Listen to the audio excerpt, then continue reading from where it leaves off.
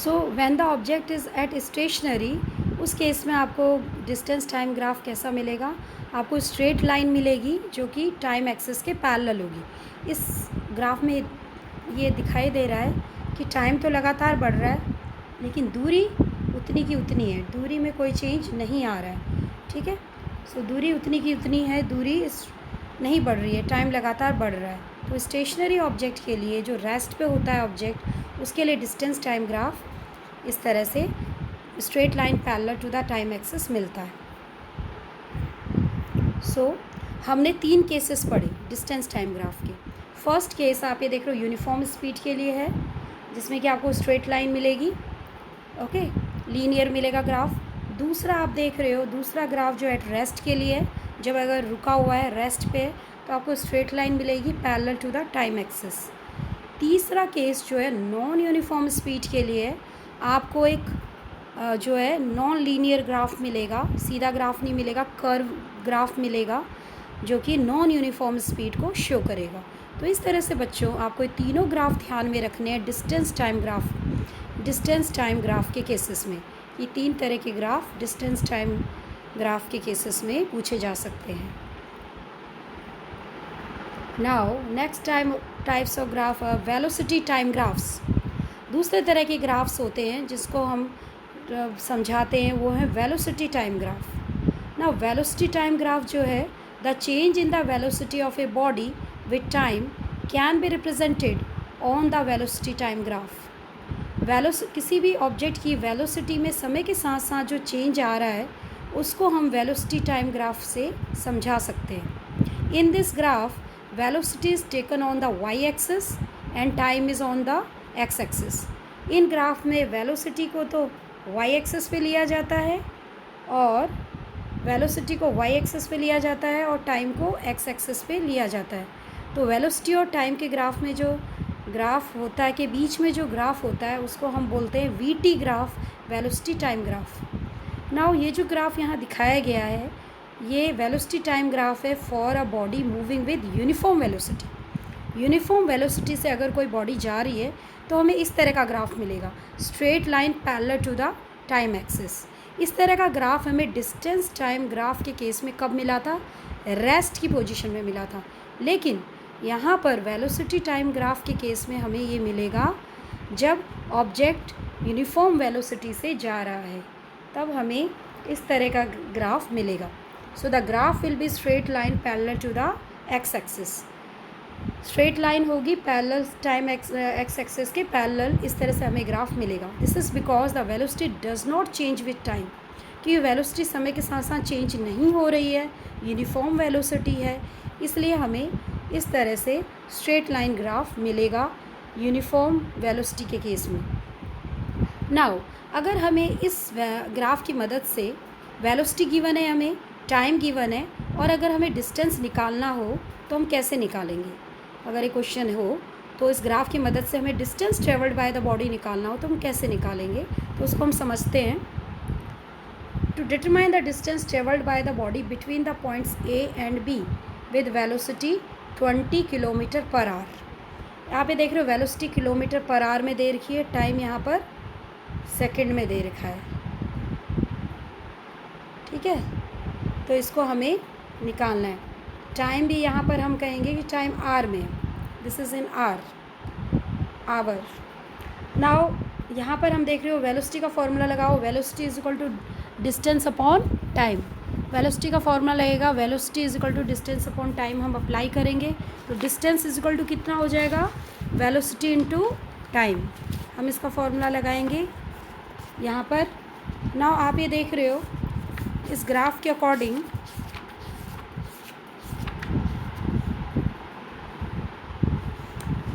इस ग्राफ के अकॉर्डिंग आप ये देख रहे हो डिस्टेंस का फॉर्मूला हो जाएगा velocity into time. Okay, now here you are saying that velocity कितनी है, आप इस ग्राफ के अकॉर्डिंग देखिए, टाइम ये सेकंड में नहीं, ये time it is in are. Time भी किस में? आर में है, it is not in second, it is in are. Now what happens, now velocity यहाँ पर दे रखी है 20, आप इस ग्राफ में देख रहे हैं 20 किलोमीटर पर आवर दे रखा है। ओके, तो दैट इज़ इन ए सी और बी डी। ए सी और बी डी, ये वाले इस रीजन को आप देख रहे हो, ए सी और बी डी ये वाला ये कवर कर रहा है। 0 से लेके 20 तक इतनी वेलोसिटी ऑब्जेक्ट ने कवर की। वेलोसिटी इसकी है 20, 0 से 20 पर गया और 20 उसकी वेलोसिटी चल रही है ना। यहाँ टाइम आप देख रहे हो, टाइम जो पहले था 5 आवर फिर 15 आवर, 5 से 15 के बीच में आप पहले 5 आवर है फिर 15 आवर है। ओके नाउ तो टाइम कितना हो जाएगा, 20 तो उसकी वेलोसिटी है ही, लेकिन टाइम जो है t2 माइनस t1 होगा, t2 माइनस t1।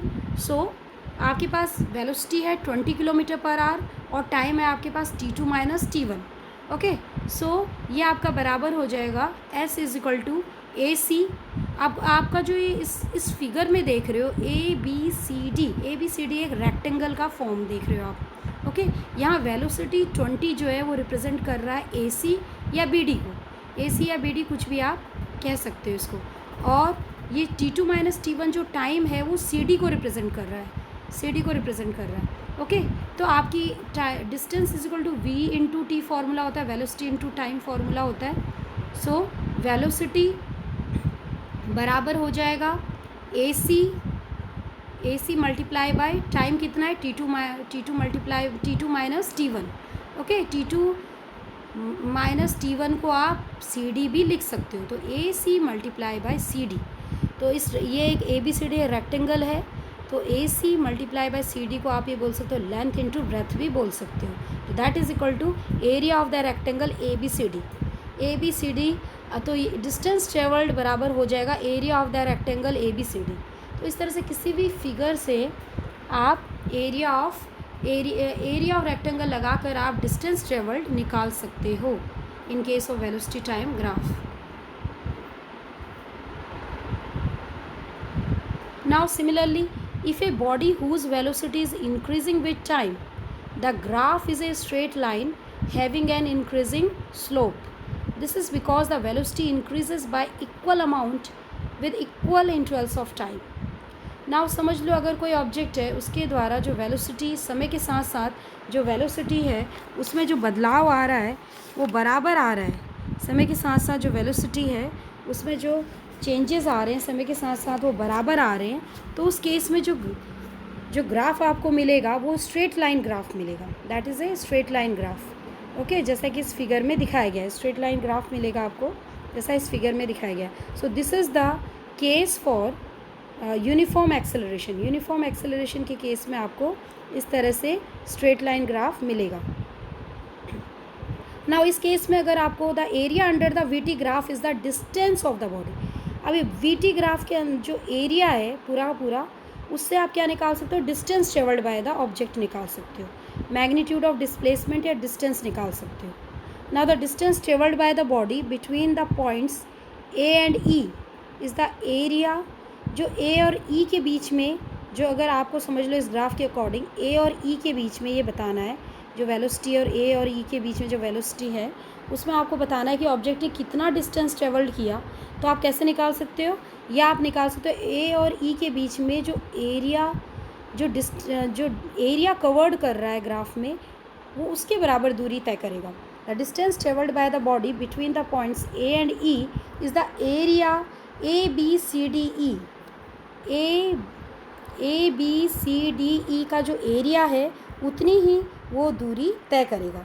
नाउ जो ए बी सी डी आप ये फिगर देख रहे हो इस ग्राफ में, ए बी सी डी क्या है, क्वाड्रिलेटरल है, it is a quadrilateral. Now इसको आप ऐसा भी बोल सकते हो कि अगर इसको आप दो में डिवाइड करो तो एक ट्राइंगल है ऊपर का ए डी ई और नीचे का एक रेक्टेंगल है ए बी सी डी। तो आप area of A B C D E figure को आप इस तरह से भी बोल सकते हो, ए बी सी डी ई को आप ये भी बोल सकते हो area of triangle A D E plus area of rectangle A B C D. तो इस तरह से आपने उसको स्प्लिट कर दिया। नाउ एरिया ऑफ रेक्टेंगल क्या होता है, area of rectangle length into breadth होता है। ओके तो यहाँ पर आ जाएगा ए बी, यहाँ पर लिख सकते हो आप इसको A B multiply by B C, A B multiply by B C आप इसको लिख सकते हो। ओके नाउ इसी तरह से plus area of triangle A D ई को आप क्या लिख सकते हो, एरिया ऑफ ट्राइंगल का क्या फॉर्मूला होता है, half base into height, half base into height होता है। तो हाफ लिख दो। बेस क्या है इस ट्रायंगल का? इस ट्रायंगल का बेस है AD, तो AD मल्टीप्लाई बाय हाइट कितनी है? DE, तो मल्टीप्लाई बाय हाइट। तो इस तरह से जो यूनिफॉर्म एक्सेलरेशन से अगर कोई ऑब्जेक्ट जा रहा है, उस केस में अगर आपको एरिया, अगर डिस्टेंस ट्रेवल्ड निकालना है, तो आप कैसे निकालोगे? जो उस ग्राफ के अंदर जो एरिया कवर्ड है वो ही उसका distance covered by the object हो जाएगा। Now if a body whose velocity is decreasing with time, पहले दो केसेस, पहला केस था यूनिफॉर्म वेलोसिटी के लिए, दूसरा केस जो हमने ग्राफ पढ़ा था वो था यूनिफॉर्म एक्सेलरेशन से। लेकिन अगर समझ लो किसी ऑब्जेक्ट की वेलोसिटी समय के साथ साथ डिक्रीज़ हो रही है, यूनिफॉर्मली डिक्रीज़ हो रही है, तो उस केस में हमें कैसा मिलेगा? स्ट्रेट लाइन मिलेगा, लेकिन रिवर्स मिलेगा, उल्टा मिलेगा। इस तरह से ये this is the case of retardation. आप ये देख रहे हो, ये जो ग्राफ यहाँ पे देख रहे हो, ये वाला ग्राफ C ग्राफ जो है, ये रिटार्डेशन का केस है। This is because the velocity decreases y equal amount with equal interval of time. Velocity decrease तो हो रही है, बराबर डिक्रीज़ हो रही है समय के साथ साथ, लेकिन डिक्रीज़ हो रही है, इसलिए आपको रिवर्स ग्राफ मिलेगा, स्ट्रेट ग्राफ नहीं मिलेगा ऊपर को बढ़ते हुए, नीचे को घटते हुए ग्राफ मिलेगा। So this is the case of deceleration motion, ठीक है, और वी कैन से रिटार्डेशन का ये केस है। नाउ जो नेक्स्ट ग्राफ, फोर्थ ग्राफ आप देख रहे हो, if a body whose velocity is non uniform, the graph shows different variations. This is because the velocity changes by unequal amounts in equal interval of time. अगर समझ लो किसी की velocity पहले बढ़ी, फिर कम हो गई, फिर बढ़ गई, फिर कम हो गई, तो उस केस में आपको ग्राफ कैसे मिलेगा? ये नॉन यूनिफॉर्म एक्सेलरेशन का केस होगा। तो फोर्थ केस आप ये देख रहे हो, उस केस में आपको जिगजैग लिए हुए ऐसा ग्राफ मिलेगा, जिगजैग ग्राफ मिलेगा। So there are total 4 cases for VT graphs. तो आपने देखा टोटल VT ग्राफ के 4 केसेस हो गए। जो अभी हमने केसेस पढ़े, सबसे पहला यूनिफॉर्म वेलोसिटी के लिए, यूनिफॉर्म वेलोसिटी है तो आपको इस तरह से स्ट्रेट लाइन ग्राफ मिलेगा जो कि टाइम एक्सेस के पैरेलल होगा। अगर एक्सेलरेशन बढ़ रहा है, यूनिफॉर्म एक्सेलरेशन है, तो आपको स्ट्रेट लाइन मिलेगी,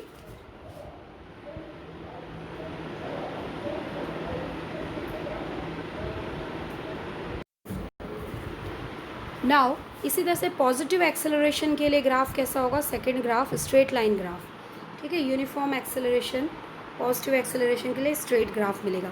रिटार्डेशन के लिए आपको इस तरह से उल्टा ग्राफ मिलेगा जैसे ये था, ठीक है। और जो वेरिएबल इंक्रीजिंग एक्सेलरेशन के लिए ये ऐसा नेक्स्ट ग्राफ है, वेरिएबल डिक्रीजिंग एक्सेलरेशन के लिए ये। और मैंने आपको बताया अगर पहले बढ़ रहा है, फिर घट रहा है, फिर बढ़ रहा है, जिगजैग ग्राफ आपको मिलेगा जो कि पीछे हमने डिस्कस किया था। So students, these are the various cases for VT graph. So today we have discussed about DT graph, distance time graph, and of different cases, and velocity time graph of different cases. So please go through all these graph and try to understand the concept. Okay.